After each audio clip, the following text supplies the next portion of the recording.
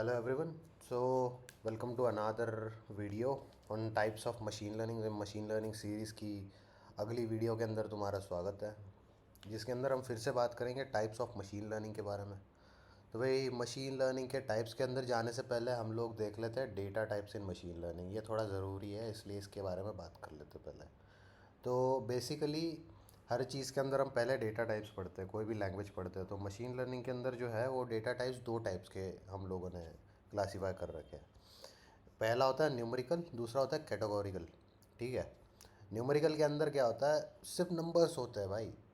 और कैटेगोरिकल के अंदर क्या होता है ना, कि जिसको हम कैटेगराइज कर सकते हैं, जैसे कि मेल हो गया, फीमेल हो गया, कैटेगरी हो गई है। इसके अंदर कोई न्यूमेरिकल वैल्यू नहीं है, मतलब कोई अपर कोई लोअर ऐसा कुछ नहीं होता। इसके अंदर सिर्फ क्लासीफाई कर रहे हैं हम लोग। ठीक है। मेल्स अलग है, फीमेल्स अलग है, नेशनलिटी एक अलग से कैटेगोरिकल डेटा हो गया। ठीक है। तो ऐसा जो होता है ये होता है कैटेगोरिकल। और न्यूमेरिकल में क्या होगा, न्यूमेरिकल तो अपना कॉमन है ना। एज हो गया, वेट हो गया, हाइट हो गया, कोई भी चीज़ जो नंबर हो गया, रोल नंबर हो गया, है ना। कोई भी चीज़ जिसके अंदर नंबर जुड़ा हुआ है, ये हो गया न्यूमेरिकल। ये हो गया दो डेटा टाइप्स। इसको थोड़ा याद रखना, चीज़ें सुधर जाएंगी तुम्हारे लिए, चीज़ें थोड़ी इजी हो जाएंगी। ठीक है। तो पहले देखते हैं पहला टाइप मशीन लर्निंग का, सुपरवाइज मशीन लर्निंग। ठीक है। सुपरवाइज में क्या होता है कि जैसे हमने पहले बात की थी, हमारे पास में रिजल्ट्स पहले से होते हैं। रिजल्ट्स हमारे पास में पहले से होते हैं और यहाँ पे प्रेडिक्शन उसके बाद में होता है, और हम लोग क्रॉस वेरीफाई करते हैं कि भाई जो हमने प्रेडिक्ट किया है और जो एक्चुअल रिज़ल्ट है, predicted result and actual result same है या अलग अलग है। उसके ऊपर से हम लोग डिसाइड करते हैं कि हमारा अल्गोरिदम जो है वो सही से काम कर रहा है कि नहीं कर रहा है ना। तो ये एक एग्जांपल ले रखा है मैंने, जिसके बारे में हम लोग आगे बात करेंगे। तो यहाँ पे आईक्यू दे रखा है, सीजीपीए दे रखा है, और वो बंदा प्लेसमेंट उसका होगा कि नहीं होगा ये प्रेडिक्शन करना है हम लोगों को। सपोज़ किसी का आईक्यू है 87 और उसका सीजीपीए है 7.1, तो उसका प्लेसमेंट हो गया भाई। किसी का आईक्यू 111 है, उसके बाद में उसका सीजीपीए भी 8.9 है, तो उसका भी प्लेसमेंट हो गया। उसके बाद में किसी का आईक्यू कम है भाई, 75 है इसका, और इसका सीजीपीए भी कम है, तो बेचारे का नहीं हुआ। तो ये है ना, एक डेटा सेट दे रखा है हमने, और ये जो है ये रिजल्ट्स वाला कॉलम है, इसलिए इसको येलो कर दिया है। ठीक है। आगे देखते हैं हम लोग और बात करते हैं इसके बारे में। तो अब देखो, पहले तो हम लोगों ने क्या किया, ये सिर्फ एक तुम्हारे समझने के लिए मैंने बना रखा है कि देखो, अगर किसी का आईक्यू बढ़ रहा है, सीजीपीए बढ़ रहा है, तो इसके ऊपर से हम लोगों को प्लेसमेंट का करना है कि भाई किसका प्लेसमेंट होगा किसका नहीं होगा। अब आईक्यू तुम्हारा ज़्यादा है और सीजीपीए दोनों ज़्यादा है, तो उन लोगों का प्लेसमेंट होगा, मतलब कंपैरेटिवली, मतलब ऐसा पकड़ लो तुम, यहाँ पे जो लोग हैं उनका प्लेसमेंट हो जाएगा, क्योंकि इनका सीजीपीए भी ज़्यादा है, आईक्यू भी ज़्यादा है ना। और ये जो लोग हैं बेचारे, इनका प्लेसमेंट नहीं होगा। तो इसके बारे में ही हम लोग आगे बात करेंगे। ये बस तुम्हें फिगरेटिवली दिखा दिया मैंने कि कैसा डेटा सेट हम लोग कंसिडर कर रहे हैं ना। हमारे पास में तो डेटा है नहीं, तो हम कंसिडर ही कर रहे हैं। तो पहला टाइप आता है रिग्रेशन, है ना। जैसे हमने पीछे बात की थी, तुम्हारे पास में वो डायग्राम होगा तो तुम देख लो कि हमने सुपरवाइज अनसुपरवाइज के ऊपर कैसे कैसे टाइप्स के बारे में बात की थी पहले। तो पहला टाइप होता है रिग्रेशन। रिग्रेशन के अंदर क्या होता है ना, कि in any supervise learning if we have output as a numerical value, है ना। न्यूमेरिकल वैल्यू अगर हो एंड में, तो उसका हम रिग्रेशन, उसके अंदर हम रिग्रेशन यूज़ कर सकते हैं। न्यूमेरिकल वैल्यू कैसी, जैसे कि सोच लो, अब हमको आईक्यू पता है, सीजीपीए पता है, और प्लेस्ड और नॉट। तो यहाँ पे पहले यस और नो ले रहे थे हम, तो यहाँ पे उसकी जगह पे उसका पैकेज दे दिया हमने, 6.5 LPA, 7 LPA। तो इसका प्लेसमेंट ही नहीं हुआ, तो बेचारे को ज़ीरो दे दिया, है ना। तो फिर हुआ क्या इसके अंदर, तो इसका एग्जांपल देख लो। ये जो है ना, ये बाद में समझ आएगा, तुम लोगों को थोड़ा और एक्सप्लेन करूँगा मैं, तब समझ आएगा कि न्यूमेरिकल वैल्यू है तभी क्यों होता है रिग्रेशन, है ना। तो the house price prediction model, ये इसका एक एग्जांपल है कि भाई देखो, कोई घर हमको लेना है, तो उसके काफ़ी सारे फैक्टर्स होते हैं जो उसके लिए इंपॉर्टेंट होते हैं। जैसे कि लोकेशन हो गया, स्क्वायर फीट हो गया, मतलब कितना एरिया है, उसका एरिया हो गया। उसके बाद में उसके अंदर के विंडोज़ वगैरह तो इतने ज़्यादा मैटर करते नहीं हैं, लेकिन उसके बाद में इंटीरियर हो गया, है ना। कुछ सारी चीज़ें होती है, उसके बाद में हम लोग उसका डिसाइड करते हैं, उसका जो उसका प्राइस है वो हम डिसाइड करते हैं। तो ज़्यादा एरिया होगा तो उसको ज़्यादा प्राइस होगा, एरिया अच्छा होगा कि किस लोकेशन में वो है, अगर वो लोकेशन हो अच्छा होगा, एलीट एरिया होगा वो जहाँ पे वो हाउस है, तो उसका प्राइस ज़्यादा होगा। अगर उसका साइज़ कम है, एरिया जो है लोकेलिटी उसकी थोड़ी सी मतलब ठीक ठाक है, तो उस जगह पे उसका प्राइस थोड़ा कम होगा, है ना। तो ये एक एग्जांपल हो गया, इसको हम थोड़ा आगे जाके और भी देखेंगे। We can find a linear relation between data. इसके अंदर क्या होता है ना कि तुम रिलेशन बना सकते हो, लीनियर रिलेशन बना सकते हो, जैसे कि I Q C G P, अगर ये ग्राफ पे रखेंगे हम लोग तो एक लीनियर रिलेशनशिप बना सकते हैं कि तुम्हारा आई क्यू भी अच्छा है, सी जी पी ए भी अच्छा है, तो तुम्हारा प्लेसमेंट हो गया और अच्छे पैकेज पे हो गया, है ना। वैसे ऐसा ज़रूरी नहीं है, लेकिन ये डेटा सेट के ऊपर से हम लोग कंसिडर कर रहे हैं, तो कोई एक लीनियर रिलेशनशिप हम लोग बना सकते हैं। ठीक है, आगे देखते हैं लीनियर रिलेशनशिप के बारे में। तो वही वाला जो पहले हमने डायग्राम देखा था उसके ऊपर ही बात करेंगे। ये बेचारे, ये तो हम लोगों ने कंसिडर नहीं किए क्योंकि इन लोगों का प्लेसमेंट नहीं हुआ, है ना। तो ये सिर्फ ब्लू वाला डेटा है ना, ये हम लोग कंसिडर कर रहे हैं यहाँ पे। तो यहाँ पे हमने क्या किया, द प्लेसमेंट डेटा का ये डायग्राम है, तो इसमें लीनियर रिलेशनशिप ढूंढ लिया कि देखो भाई, अगर इसका इतना आईक्यू है, इतना सीजीपीए है, तो उसके बाद में इसका फ़लाना फ़लाना पैकेज हो गया और वहाँ पे इसका प्लेसमेंट हो गया। उसके बाद में किसी का आईक्यू उससे ज़्यादा है, सीजीपीए भी ज़्यादा है, तो उसको उससे ज़्यादा अच्छा पैकेज मिल गया। तो ये एक प्रेडिक्शन लाइन बना दी हमने, ठीक है। ये नीचे से ऊपर जा रही है यहाँ पे। हर बार ज़रूरी नहीं है कि ये लाइन नीचे से ऊपर ही जाए। काफ़ी लोग लीनियर मॉडल को ऐसे ही ले लेते हैं कि भाई ये लाइन ऐसे ही जानी चाहिए, ऐसा ज़रूरी नहीं है, ठीक है, नीचे भी जा सकती है वो। तो ये आपको समझ में आ गया। वैसे ये हमने इग्नोर क्यों किया है, क्योंकि ये प्लेसमेंट नहीं हुआ है इन लोगों का। हमने सिर्फ उन लोगों को लिया है जिनका प्लेसमेंट हुआ है, ठीक है। इनको तो हटा ही देना चाहिए था मैंने, लेकिन जानबूझ के इनको मैंने ग्रे कर रखा है क्योंकि बाद में तुम और कंफ्यूज हो जाओगे इसलिए, ठीक है। तो क्लासिफिकेशन, ये पहला टाइप समझ में आ गया कि इसके अंदर क्या होता है, लीनियर रिग्रेशन। हाँ, हम लोगों ने जो रिग्रेशन लिया उसके अंदर का लीनियर वाला हम लोगों ने एग्जांपल लिया था। वैसे लीनियर के अलावा और भी टाइप्स होते हैं, लेकिन सारे सिमिलर ही है, काइंड ऑफ सिमिलर है। तो क्लासिफिकेशन, क्लासिफिकेशन के अंदर क्या होता है कि if we have a output as a non numeric value, है ना। अगर नॉन न्यूमरिक है तो अब तुम लोगों को समझ में आएगा कि रिग्रेशन में न्यूमरिक क्यों है, इसमें नॉन न्यूमरिक क्यों है। तो we can classify the data into two और मोर मॉड्यूल्स, ठीक है। इसके अंदर क्या कर रहे हैं हम लोग, मॉड्यूल को क्लासीफाई कर रहे हैं अलग अलग टाइप में। जितना भी डेटा है ना उसको क्लासीफाई कर दे रहे हैं। जैसे कि इसके अंदर हम लोगों ने दो टाइप्स में क्लासीफाई किया है कि यस एंड नो, मतलब जिनका प्लेसमेंट हो गया और जिनका प्लेसमेंट नहीं हुआ, ऐसे दो टाइप्स में क्लासीफाई किया है, ठीक है। तो आगे जाते थोड़ा और देखते हैं इसको कैसे क्लासीफाई किया। ये देखो, वही वाला डायग्राम है जो पहले लिया था, वही वाला है।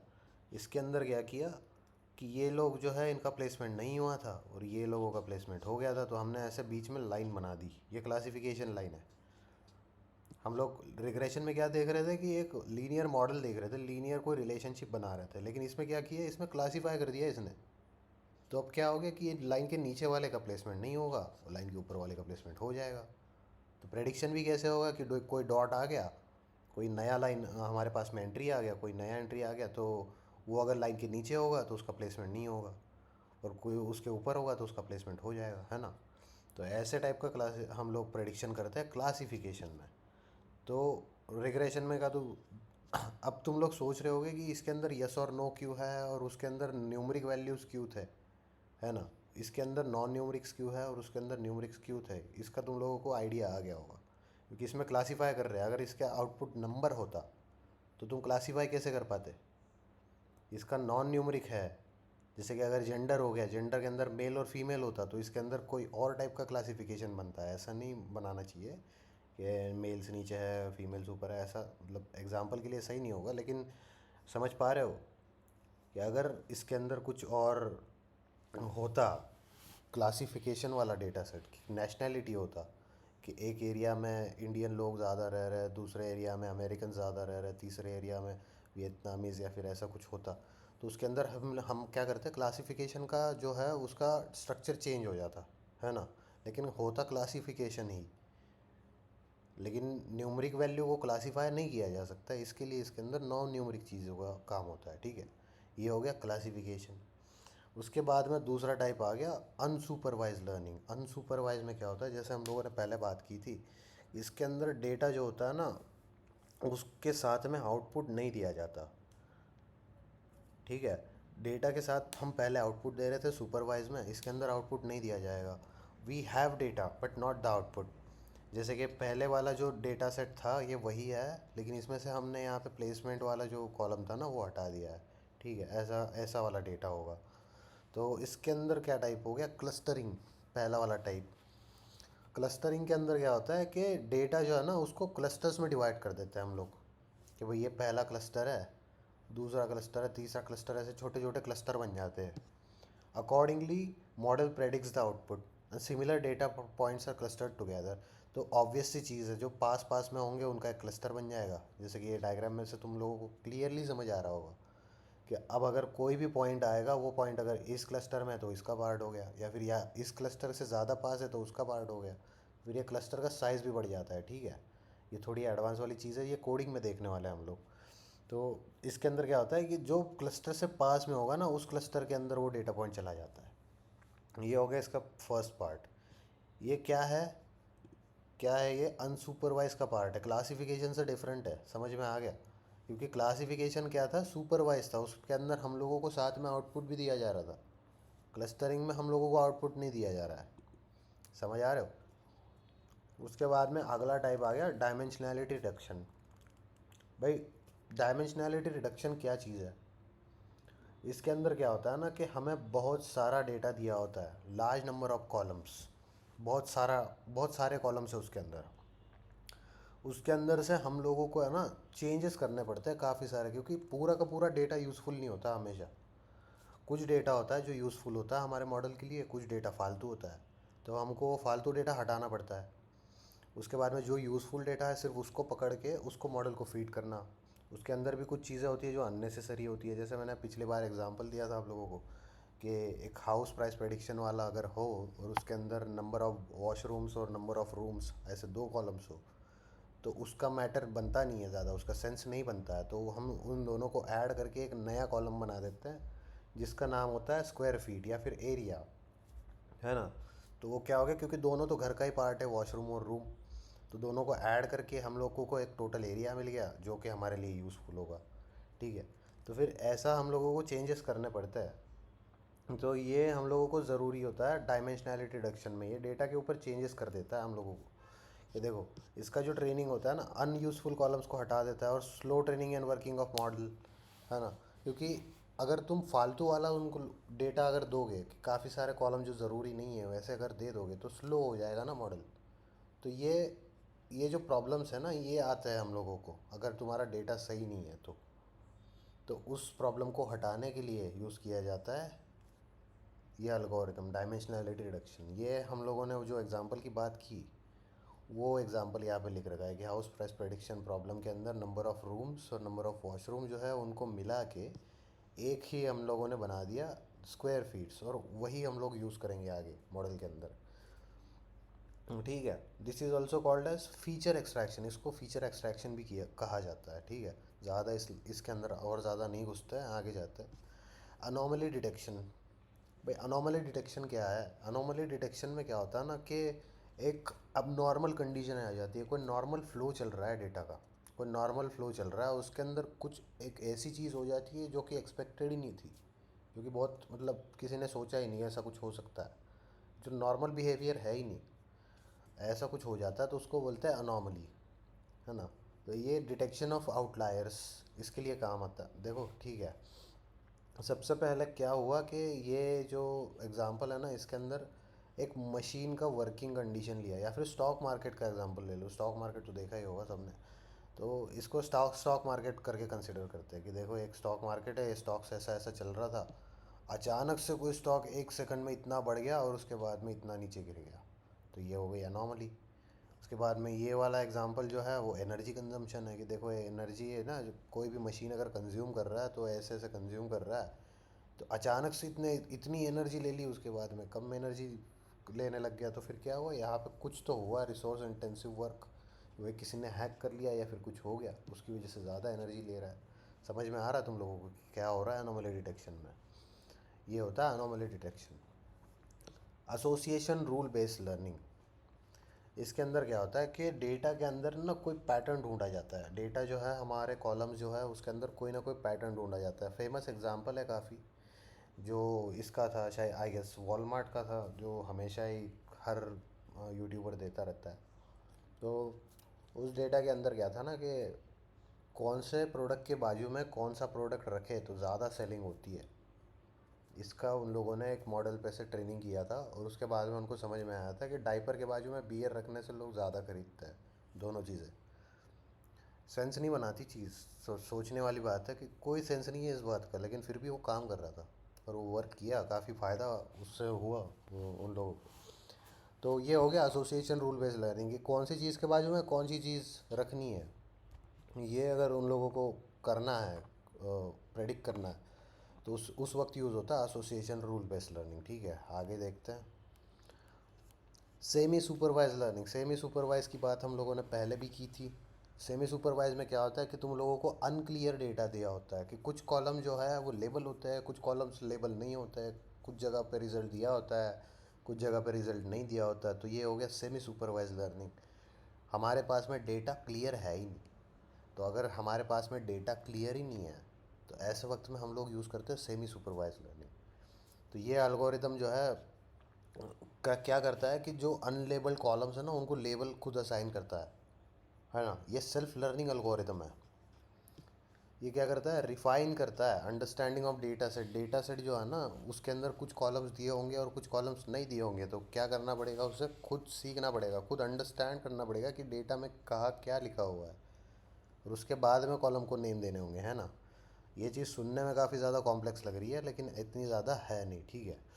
तो ये होता है सेमी सुपरवाइज में। एग्जांपल देखते हैं कि using a small set of labelled images along with large set of unlabeled images to train a image recognition system। है ना कि कुछ इमेजेस है जिनका तुम लोगों को नाम दे दिया है और कुछ ही इमेजेस है जिनका तुम लोगों को नाम नहीं दिया है। तो ये इमेज रिकग्निशन में हो रहा है, तो क्या करेगा कि खुद ही इमेजेस के ऊपर स्टडी करेगा, उसके बाद में लेबल खुद असाइन कर देगा कि भाई ये कुत्ता है, बिल्ली है ना, कुछ कोई भी जानवर या फिर कुछ भी चीज़ उनको क्लासिफिकेशन रिकग्निशन जो सिस्टम है वो अपने आप ही लेबल असाइन करेगा। ठीक है, ये हो गया सेमी सुपरवाइज लर्निंग का एग्जांपल। री एनफोर्समेंट, भाई इसके बारे में जितना बात करो कम है। री एनफोर्समेंट क्या है ना, इवॉल्विंग स्टेज में है काफ़ी ज़्यादा, मतलब लोगों ने इसको काफ़ी मैच्योर हो रहा है, टेक्नोलॉजी हो चुका भी है और भी इसके अंदर काफ़ी चेंजेस हो रहे हैं। The type of learning when algorithm do not have any kind of data. Algorithm तुम लोगों ने बना दिया और उसको लाइव कर दिया, लेकिन तुम्हारे पास में डेटा है ही नहीं जब उस तुम लोगों ने बनाया है तब। तो अल्गोरिदम क्या करता है, ऑन बेसिस ऑफ एक्सपीरियंसेस, भाई वो ट्रायल एंड एरर बेसिस पे सीखता है।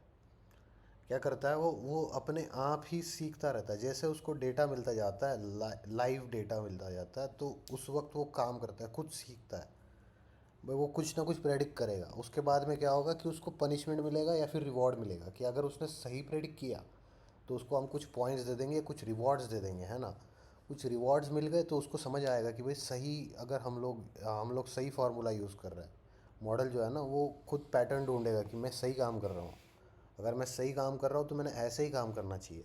अगर गलत करेगा तो उसको चेंज करेगा अपने आप को, क्योंकि उसको पनिशमेंट मिलेगी, उसके कुछ पॉइंट्स काट लिए जाएंगे। समझ रहे हो, रिवॉर्ड और पनिशमेंट का मतलब यही हो गया कि कुछ पॉइंट्स दे दिए जाएंगे उसको और पनिशमेंट में कुछ पॉइंट्स निकाल लिए जाएंगे। उसके बाद में ट्रायल एंड एरर बेसिस पे काम करता है वो, तो हम लोग बात कर रहे हैं कब से। ऑलवेज इम्प्रोवाइजिंग मॉडल्स, ये हमेशा इम्प्रोवाइज़ होता रहेगा क्योंकि हमेशा उसको रिवॉर्ड और पनिशमेंट मिलते रहेंगे, है ना। तो वो खुद को इम्प्रोवाइज़ करता ही रहेगा। डायनामिक डेटा, क्योंकि लाइव हमारे पास में डेटा पहले है ही नहीं। मैंने तो तुम लोगों को एग्जांपल दिया था फेमस, कोई तो एरोप्लेन था, वो एरोप्लेन उड़ रहा था और इन लोगों ने एआई मॉडल लगाया था उसके ऊपर, उन उसको टारगेट हिट करने थे। तो वो जैसे जैसे टारगेट हिट करता था तो उसको कुछ पॉइंट्स वो ग्रांट कर देते थे, और उसके बाद में जब भी मिस करता था तो उसके कुछ पॉइंट्स काट लेते थे। तो धीरे धीरे वो इतना ट्रेन हो गया कि उसने सारे जो टारगेट्स होते वो सारे हिट कर दिए। हालांकि उसके बाद में कुछ दुर्घटना भी घटी थी, लेकिन उसके बारे में बात नहीं करना, हम लोगों ने बात करनी है सिर्फ इसके बारे में जो हमारे काम का है। ठीक है, ये हो गया डायनामिक डेटा कि जैसा डेटा मिलेगा वो काम करेगा। कॉम्प्लेक्स टू इम्प्लीमेंट, भाई ऑफ कोर्स कॉम्प्लेक्स है, इसलिए तो उस पर काम चल रहा है क्योंकि इवॉल्विंग टेक्नोलॉजी है। ठीक है, ये हो गए हमारे बेसिक जो कि इम्पोर्टेंट टाइप्स थे मशीन लर्निंग के। वो सारे टाइप्स हम लोगों ने थियोरेटिकली देख लिए। इसके बाद में हम लोग आगे से वीडियो में देखेंगे प्रैक्टिकल इम्प्लीमेंटेशन सिर्फ मॉडल्स का। मॉडल्स हम लोग ट्रेन करने वाले हैं, और अगर प्रोजेक्ट्स बनाने तो उसके बारे में हम लोग किसी और सीरीज़ में बात करेंगे, कभी और बात करेंगे, लेकिन पहले सारे मॉडल्स देख लेंगे। ठीक है। ठीक है भाई, इस वीडियो के लिए इतना ही। बाकी मिलता है अगले वीडियो में। ठीक है, बाय बाय।